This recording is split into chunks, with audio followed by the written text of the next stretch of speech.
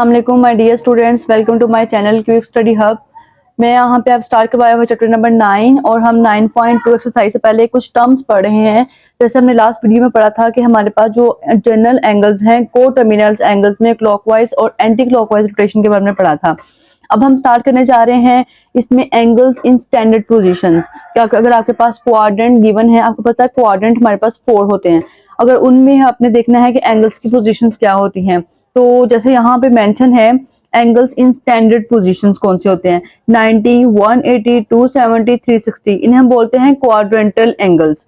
ये हमारे पास कौन से एंगल होते हैं, क्वाड्रेंटल एंगल्स होते हैं।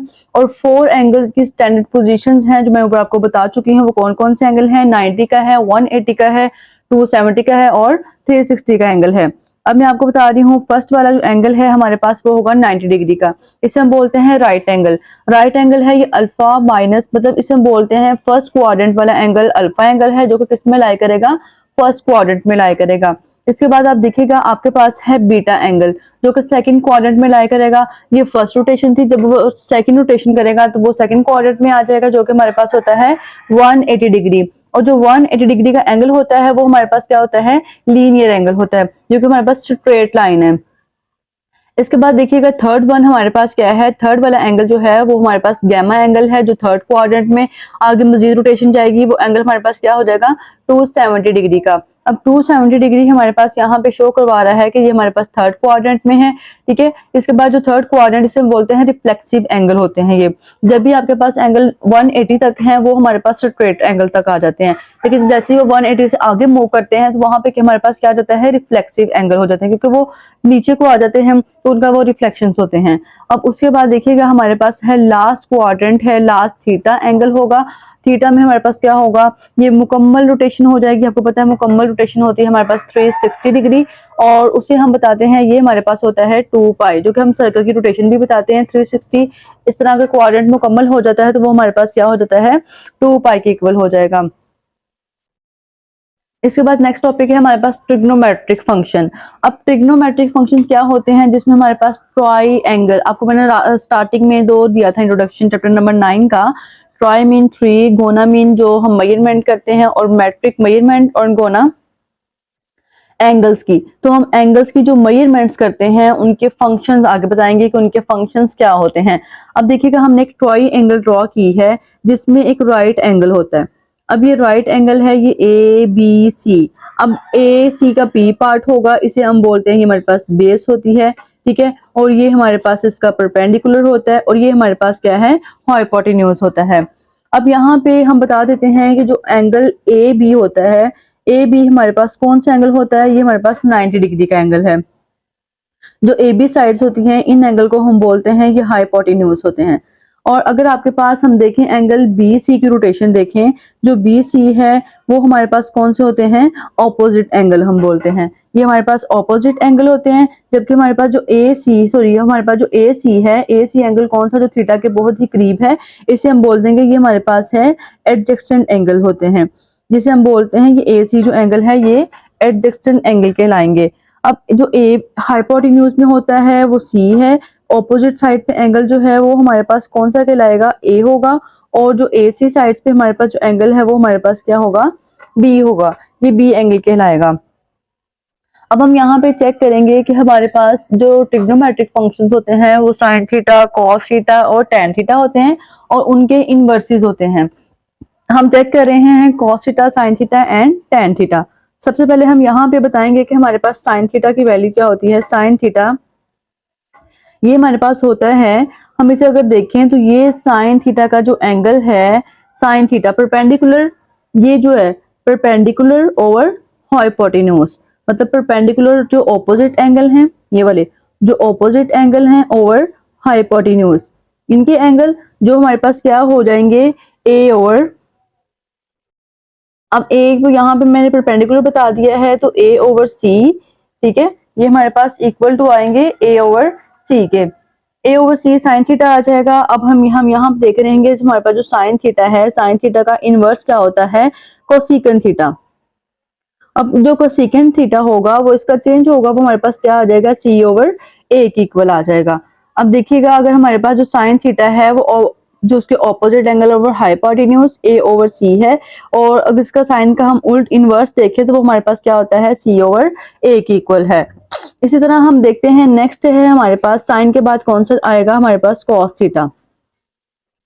अब कॉस थीटा क्या होता है हमारे पास, एडजेसेंट एंगल ओवर हाइपोटेन्यूज।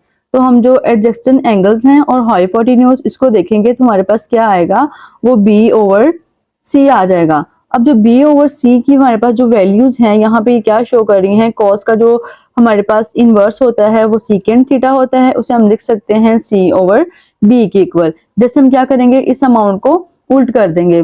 इसी तरह से हमारे पास नेक्स्ट जो एंगल है वो हमारे पास है टेन थीटा।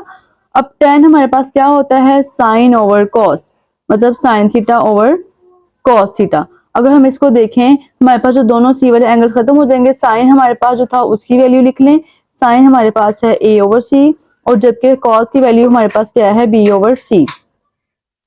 अब ए ओवर सी बी ओवर सी डिवाइड हो रहे हैं तो ए ओवर सी हमारे पास क्या हो जाएगा, ए ओवर सी, और मल्टीप्लाई कर दें थर्ड टर्म ऊपर जाएगी सी ओवर बी, दोनों आपस में कैंसिल आउट हो जाएंगे तो हमारे पास जो वैल्यू आएगी वो ए ओवर बी। जो ए ओवर बी है वो हमारे पास क्या आ रहा है, टेन थीटा, और जो टेन थीटा का इनवर्स है वो हमारे पास क्या बनेगा, टेन थीटा का इनवर्स हमारे पास कॉट थीटा होता है, और कॉट हमारे पास आएगा बी ओवर ए। ये हमारे पास हो गए हैं ट्रिग्नोमेट्रिक फंक्शंस हैं। अब ट्रिग्नोमेट्रिक फंक्शंस के बाद हमारे पास हैं इनके इनवर्सेस, इनके रिलेशनशिप, जिसे हम बोलते हैं सिक्स ट्रिग्नोमेट्रिक फंक्शन। अब सिक्स ट्रिग्नोमेट्रिक फंक्शंस ये कैसे कहलाएंगे, अब मैं आपको बताऊंगी कि सिक्स ट्रिग्नोमेट्रिक फंक्शंस के दरमियान रिलेशनशिप क्या होता है। अब हम इनके बारे में क्या पढ़ेंगे, इसका रिलेशनशिप। रिलेशनशिप है इनके इनवर्सेस फंक्शन का। जैसे हमने कहा था कि हमारे पास जो साइन है उसका उल्ट क्या था, कोसेकंड थीटा था। इसी तरह से हम यहाँ पे चेक करेंगे कि अगर आपके पास कोसेकंड थीटा है तो वो इक्वल टू क्या होगा, वन ओवर साइन थीटा के, वन ओवर साइन थीटा के होगा। और अगर हम यहाँ पे मजीद चेक करें कि अगर हमारे पास सेकेंड थीटा आ जाए तो वो किसके इक्वल होगा, वन ओवर कॉस थीटा के। इसी तरह से हम नेक्स्ट देखते हैं कि हमारे पास जो कॉट है, cot theta is equal to होगा वन ओवर टेन थीटा के। ये हमारे पास रिलेशनशिप है सिक्स ट्रिग्नोमेट्रिक फंक्शंस के दरमियान। अगर हम साइन लिखते हैं तो वो हमारे पास वन ओवर कोसेकंड है जो कि साइन थीटा के इक्वल आ जाएगा। और हमारे देखिएगा अगर ये आपस में मल्टीप्लाई भी हो जाए, हम यहाँ पे साइन की वैल्यू फाइंड करनी पड़ेगी, साइन यहीं पे रहेगा, कोसेकंड नीचे आके डिवाइड हो जाएगा। तो इनके इनवर्स रिलेशन हम इस तरह से लिख सकते हैं कि sine theta one over cosecant, cos theta one over secant, and tan theta one over cot के इक्वल होगा। ये कि हमारे पास क्या है, इनके इनवर्सेस एंगल कहलाएंगे। इस तरह हमारे पास जो एंगल्स हैं, किसी भी एंगल्स की हमने आइडेंटिटीज हैं, फंडामेंटल आइडेंटिटीज भी प्रूफ करनी हो, इन्हें ना प्रूफ्स भी दिए जाते हैं कि आपके पास ये इसके इक्वल होगा। जैसे फॉर एग्जांपल हम जो प्रूफ करते आ रहे हैं, cos square theta plus sine square theta जो हमारे पास है वो इक्वल टू वन के इक्वल होता है। इसी तरह से अगर वन प्लस टेन है, one plus tan square theta है तो वो इक्वल टू किसके हो जाएगा, सेकेंड स्क्वायर थीटा की इक्वल हो जाएगा। इसी तरह अगर आपके पास है one plus cot square theta, one plus cot square theta जो है वो आपके पास इक्वल टू आएगा हमारे कोसेकंड स्क्वायर थीटा के, कोसेकंड स्क्वायर थीटा के इक्वल आएगा। ये आइडेंटिटीज हैं, इनके अलग अलग से प्रूफ भी हैं, तो मैं आपको इसके प्रूफ्स भी करवाऊंगी। ये प्रूफ मैं तब करवाऊंगी जब हम एक्सरसाइज 9.4 करेंगे। उससे पहले मैं आपको कुछ प्रूफ्स करवा के तो 9.4 स्टार्ट करूंगी। अभी तक हमारे पास जो क्वेश्चन नंबर एक्सरसाइज 9.2 है उसमें मैंने आपको ट्रिग्नोमेट्रिक फंक्शंस, सिक्स ट्रायंगल्स क्या होती हैं, मतलब सिक्स ट्रिग्नोमेट्रिक फंक्शंस हैं, इनका आपस में रिलेशन क्या है, टर्मिनल को terminal, clockwise anti clockwise rotation के बारे में सब बताया है। अगर आपको किसी एक चीज की समझ नहीं आई तो मुझे कमेंट बॉक्स में आप पूछ सकते हैं। मजीद वीडियोस के लिए अपने चैनल को लाइक और सब्सक्राइब करना मत भूलिएगा। ओके जी, अल्लाह हाफिज।